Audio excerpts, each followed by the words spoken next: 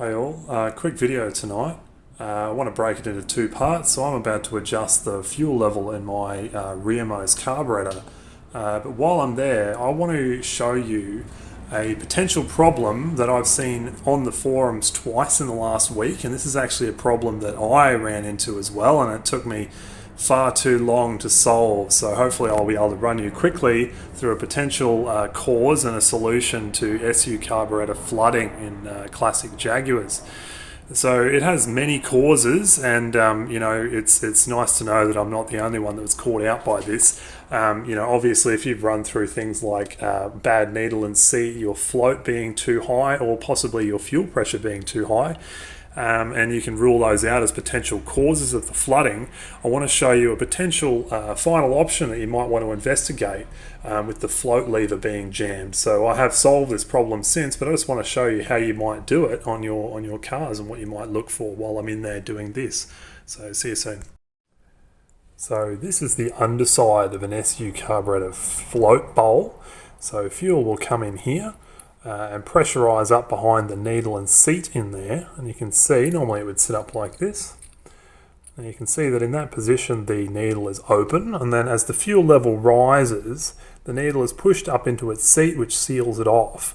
Now I want you to pay attention to this little float lever here, so specifically this little tang right at the back here. So what can happen, and what happened on my car, is that as the fuel level is emptied, this lever, you see that you got that little interference here with this little tang pushing on that little bobbin there.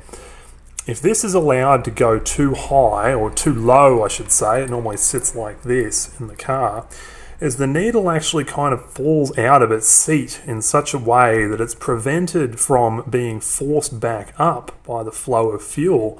And what that means essentially is that it just floods and doesn't stop. You've got full fuel pressure going straight into the engine. So what the solution to this is, and this just took me, God, hours and hours of working to find this. It's just comically simple though, isn't it?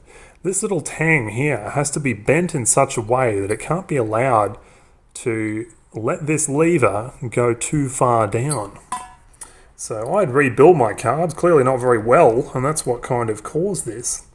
But you need, from this position, you need very, very clear and even movement, unimpeded movement of the needle back into the seat, just like that.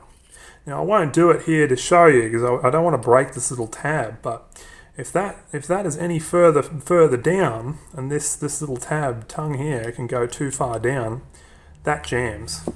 And that is I've seen it twice in the last week on people posting online looking for help. So keep that in mind, guys. See you next time.